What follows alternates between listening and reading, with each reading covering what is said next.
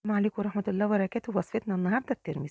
ده ربع كيلو، الكمية طبعا اللي انتوا عايزينها. انا نقعت الترمس قبليها بساعتين في مية سخنة، وبعد كده غسلته وغليت مية، وبعد كده نزلت عليه بالترمس وسبته يغلي حوالي نص ساعة او ساعة الا ربع.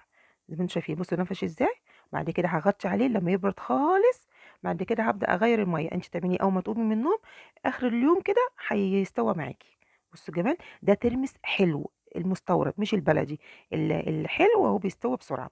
معايا بقى العلبة بتاعتي كده فيها مية، هحط عليها ملح وبابريكا وشطة. اللي بيحب الكمون يحط كمون، انا ما بحبش كمون. وهقلب كده واظبط الملح بتاعي. بعد كده بقى احط فيها الترمس. بصوا دقه فظيعه يا جماعه، طعمه فظيع بجد، واكنكم شارينه من بره واحلى من كمان من بره. بصوا الجمال. المهم يكون الترمس مستورد، اللي هو الحلو مش البلدي.